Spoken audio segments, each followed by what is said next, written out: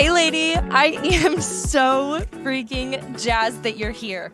My name is Emily, and I am a clinical social worker deeply passionate about what's going on in between our ears.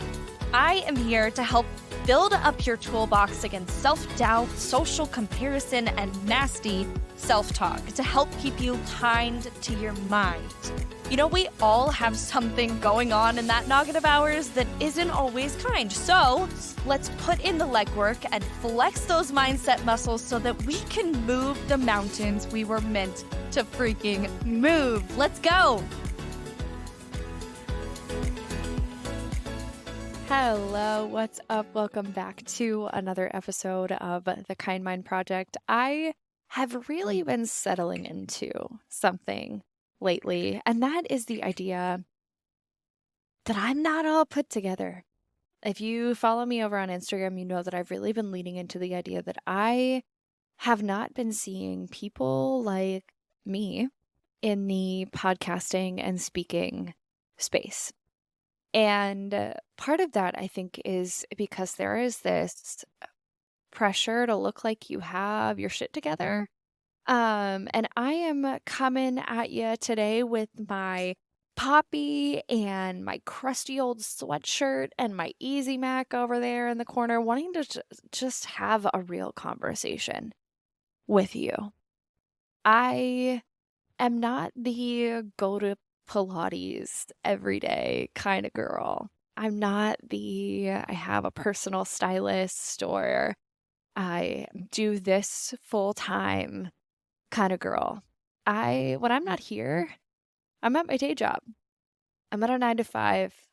And when I am not looking like I have it together, I'm living a real life. And I think a lot of people shy away from that in the online space. And I don't want to do that anymore. Because if you feel anything while you're here with me, I want you to feel seen. I want you to feel like you can be your most authentic, your truest self while we're together. I don't want you to feel like you have to perform, like you have to have your shit together. So know that moving forward, my hope is to bring that to you. So when I was really thinking about this the other day, I was like, you know what? Who am I to have this conversation? Because I didn't feel quote unquote successful. Traditionally successful in the places and spaces that I want to be in, right? But here's what I know about success. The more that you try to be someone or something you're not, the farther away you get. I don't know anything to be more true than that. The more that you try and be somebody else, the farther you get from your potential. The farther you get from your version of success. And so while I am tired of doing that, trying to be the fancy girl that I'm just not, I hope that this conversation today gives you the permission to be authentically you. It's okay that you want something different. It's okay that you want something more. It's okay that you are striving for more. But what's not okay, and what I don't want for you, is for you to continue to try and do it like she is for you to continue to try and do it like that girl on Instagram is, or your coworker, or your mentor. Admiring those things is great. Trying to emulate them in your own personal way, cool. But if we are thinking that that is what we have to be successful, I think that one, we're going to waste a lot of time, and two, we're going to get farther and farther from the woman that you are meant to be. So how do we live a life that's authentically our own and includes the success and accomplishment that we're looking for, right? I'm speaking to my own Enneagram 3 here. How do we have both? Because I want to be authentically myself, and I also want to experience the freedom and the success and the fulfillment that I see these mentors and these people accomplishing. Here's an example. I, at the end of this month, will be speaking at a women's business summit. And if you had told me that, even to be honest, a few weeks ago, that that's something that I was going to do, I would have laughed in your damn face. Because I didn't feel qualified to do something like that. But as I dug deeper, what I found was it wasn't that I didn't feel qualified. I didn't feel like I fit the picture of other people that I've seen do that thing. Women that are speaking about business and entrepreneurship, I saw something completely different than myself. I saw something completely different than this crusty old sweatshirt in my tiny house in Ohio. And that's not to say that there's something wrong with that other picture, but I do think it speaks to what we think of success. We think we have to fit that image versus our image. We get this idea in our head that only those types of people are able to do that. Only people like her are able to do that thing. So either we don't try because we don't see ourselves fitting that image, or we fake it to fit that image.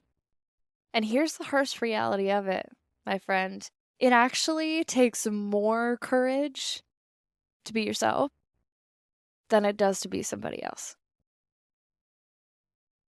If you're continuing to try to be someone else, you have a blueprint to follow, or what you perceive as a blueprint. It takes a hell of a lot of courage to put that down and decide to be authentically you, to decide to do it your way, not just the way that you've seen, to decide to allow your true wants and desires and needs to be known, to be seen. Before I sat down to record this episode, I always do a Kind Mind affirmation card poll before I press record, and it helps me kind of set my intention for the conversation that we have together.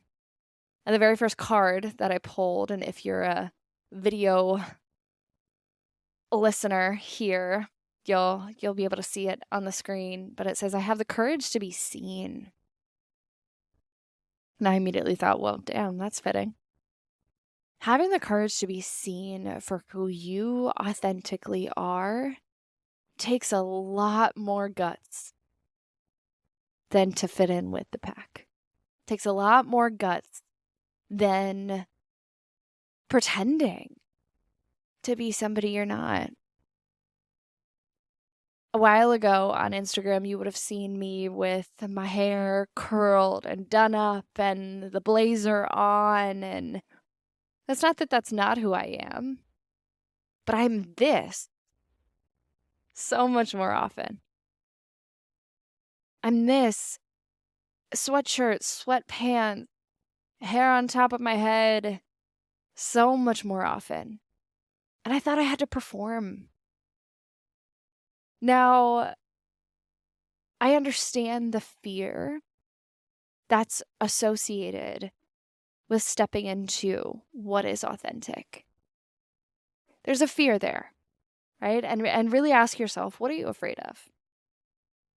If you decide today to be authentically you, what are you afraid will happen? Well, I've held up this image for so long. This is the person that I've been for so long. How could I be something different? What are people going to think when I'm something different? I hear you. Yeah. And how long are you going to continue to pretend? Because the longer that goes on, the more confusing it'll be for them. So they're either confused later or they're confused now, but I don't know about you, but I know that I have one life. I know that I have one opportunity on this planet. And that may sound dramatic, but in the grand scheme of things, am I going to spend time being somebody that I'm not? I'm going to spend time ripping the Band-Aid off and having the courage to be seen. Having the courage to be known and understood for who I actually am, instead of who I think I should be. And if you're sitting there asking yourself, how do we do this? We're going to talk about it. Because here's what tends to happen. You start to compromise your authentic self. You start to drift further and further away from who you authentically are when you also start to disrespect your boundaries and allow others to disrespect your boundaries.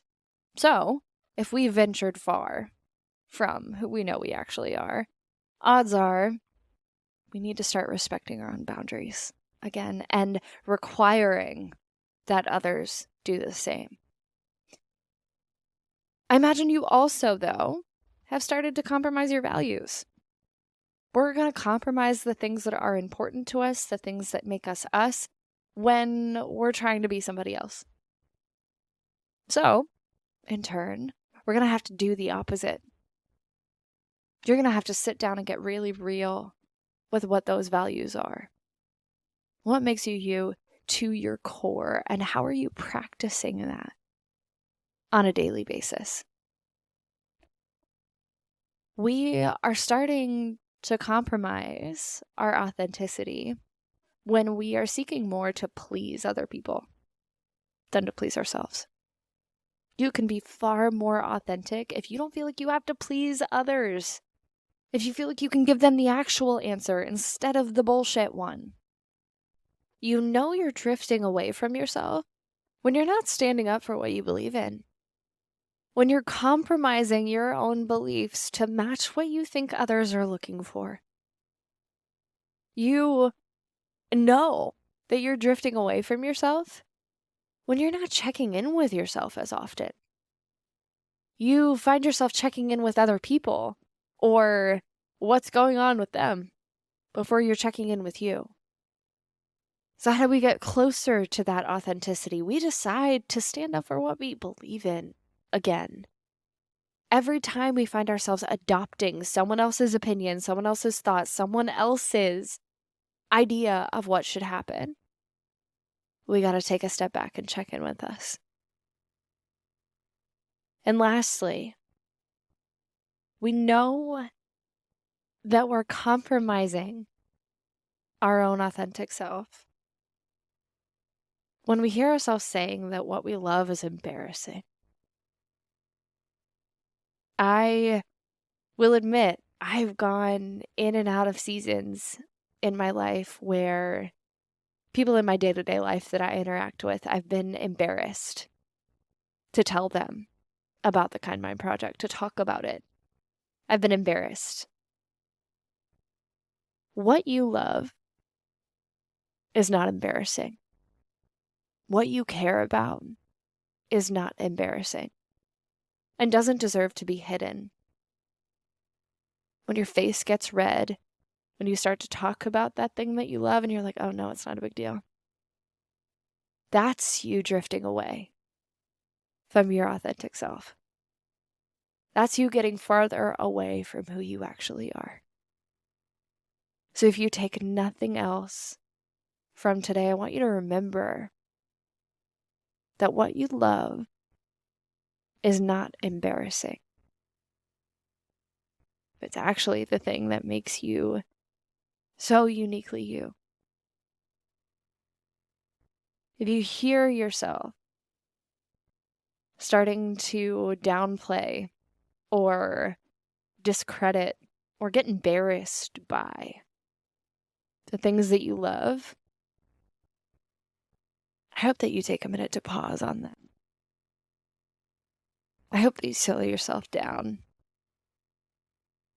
And that you remind yourself that those wants, those needs, those passions, those interests that you have are a gift. They were given to you and not on accident. What you love is not embarrassing. Now, after today, after you put this podcast down and you go back to your day-to-day life, you're going to have moments where you still shrink yourself, where you still mold yourself to fit into what you think you should be. I hope this conversation, though, also encourages moments where you're like, oh yeah, I said I wasn't going to do that. Oh yeah, I said I was going to do that courageous thing and just be me. Because the right people are going to love you at your crusty sweatshirt and your day 3 hair. The right people are going to still see you as worthy and knowledgeable and qualified. I just expressed to you that I didn't feel qualified to speak about women in business. And really what I meant was, I didn't feel fancy enough. What does that mean anyway? I had to have a conversation with myself that sounded a little bit like, well, Emily, you worked your ass off to get a master's degree. You work with clients every day in their hardest moments. And you've been building a business for the last couple years. I think you actually have learned a thing or two. I think you know a thing or two about mindset work. I encourage you, when you are not feeling qualified, you're not feeling successful enough, I encourage you to ask yourself if it is that you're not qualified or that you don't feel fancy. It sounds silly, but sometimes we think that success or qualification is paired with the chicks we see on Instagram. Maybe it's actually that you have the life experience, the training, the knowledge to do that thing. And guess what? You can still do it in a grout fit. You can still do it in those old sweatpants. It doesn't change the quality of your work. It doesn't change the capability that you have. In fact, I imagine it would also encourage other women to do the same. So as you go about your day, I hope that you have a little bit more courage to be slightly more authentically you today. You don't have to be anybody else. You don't have to do it their way. You can still do it in sweatpants. I love you so very much, sweatpants and all. And I will talk to you very soon. Stay kind. Dude, thank you so much for including the kind mind and this freaking weirdo in your growth journey. If you connected with today's episode, I would love to hear about it. So slide on over into my Instagram DMs at Emily and the Kind Mind and let a girl know, okay? But until then, I will talk to you very soon. I love you so much, and you stay kind to that freaking mind.